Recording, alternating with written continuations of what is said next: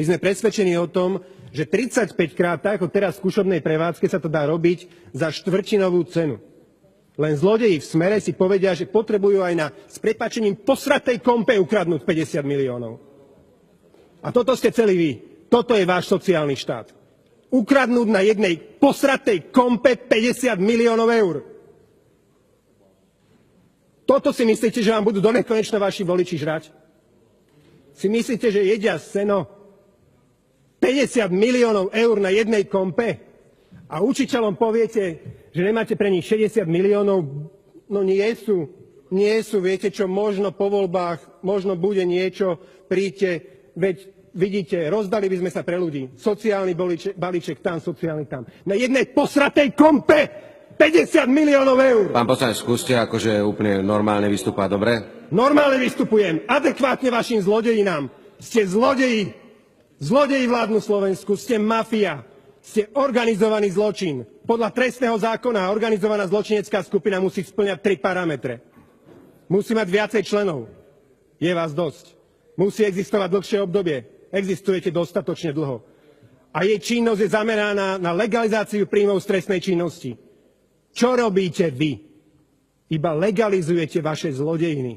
A ešte sa nehambíte tu povedať argumenty, veď som tam poslal kontrolu a kontrola povedala, že je všetko v súlade so zákonom. Jasné, pošlete si kontrolu do inštitúcií, do ktorých predtým ste si dosadili svojich vlastných ľudí. A sa nehambíte za to skrývať. Za rozhodnutia vašich vazalov, ktorých tam dosadíte, že si tam vyberiete z klobúka tetu, dáte na úrad pre verejné obstarávanie, že sa tu dohodnete s Frešom na biznise, že ho asi nebudete kontrolovať už najbližších rokov bude šéfovať v bratislavskej Vúckej a tvárite sa, že to je nezávislá kontrola. Čo je na tom nezávislé? Vy stvorili ste tu dokonalý systém, kde Pikolík dojde, predloží pozmeňovák, aby ste potom mohli kradnúť. Nadstavujete si zákony, meníte parametre tak, aby ste mohli kradnúť. Následne si v prvom rade dosadíte šéfa polície, šéfa prokuratúry, šéfa verejného úradu pre verejné obstarávanie, šéfa SISky, šéfa špeciálnej prokuratúry, šéfa Najvyššieho kontrolného úradu. A nás tu budete opíjať rožkom, že ste to dali niekomu nezávislému skontrolovať? Ste dokonalá mafia. Všetky parametre spĺňate. Aj sicílska mafia chodila v oblekoch a tvárila sa, že sú tí najslušnejší zo slušných. A vadilo im, keď niekto na nich zvýšil hlas. Snažili sa tých ľudí likvidovať fyzicky, vy to robíte inak. A myslíte si, že takto ovládnete aj po budúcich voľbách štát. A ja urobím všetko preto, a verím, že aj v opozícii všetci, že sa tu nenájde zradca, ktorý bude schopný asistovať zlodejom. Lebo vy to máte hlboko v sebe. To je vaše DNA. Kradnúť a vyciciavať.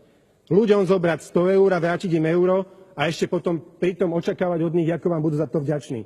Áno, Robert Fico sa správa ako zlodej, ktorý v noci príde, vykradne vám potichu špajzu, ráno vám bez hanby zaklope, donesie vám jahodový lekvár a ešte očakáva, že mu za to zaďakujete. Toto je Robert Fico, toto je vládna strana Smer a toto ste všetci vy, ktorí tomuto pritakávate. Sa môžete hanbiť za tie vaše argumenty, za tie vaše petolizacké faktické poznámky. Pán minister, super vystúpenie, pán minister, to boli argumenty, pán minister, to bolo veľa faktov, ďakujem ti veľmi pekne. Vy sa nehanbíte, že to tu ešte čítate. Že vám to pošlu do mailu, že ste nie schopní povedať aspoň 3 vety súvisle z vlastnej hlavy. Vy ste nechali človečenstvo pred bránami parlamentu.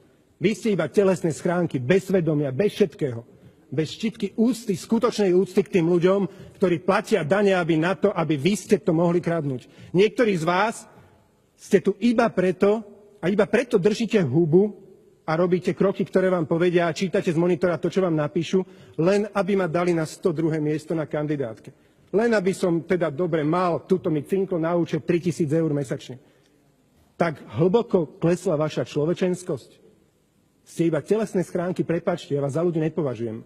Lebo človek sa od opice líši tým, že má svedomie. A vy to svedomie nemáte. Prepáčte, pre mňa ste cvičené opičky. Cvičené opičky, ktorým napíšu do počítača, toto prečítaj. Prečítam, lebo možno nebudem 102 na kandidátke, ale budem 101. A možno sa na mňa usmeje šťastie a budem tu znova. Niektorí ste tu iba preto, aby ste si po budúcich voľbách mohli dosadiť cestranicu na daňový úrad za riaditeľku, lebo to bude váš okres, lebo vy ste tam okresným šéfom. Čo je na tom, že tá sestranica je učiteľka v materskej škôlke? Nevadí, hlavne, že bude mať fleka. Niektorí ste tu preto, aby ste sa na týchto zlodejinách priamo podielali. A tichučko šúchate s nožičkami. Ste zvrátené monštrum. Ste organizovaný zločin. Ste mafia, ktorá dokonale 26 rokov po revolúcii ovládla tento štát. Vy nemáte absolútne morálne právo, aby ste tu niekoho moralizovali, aby ste tu niekoho poučali. Nerobíte nič iné, iba to, čo vám prikážu. Nemáte svedomie. Absolútne nepoznáte ústavu. A tam máte ako základnú povinnosť napísanú, že sa máte vždy správať v súlade so svojím svedomím a presvedčením.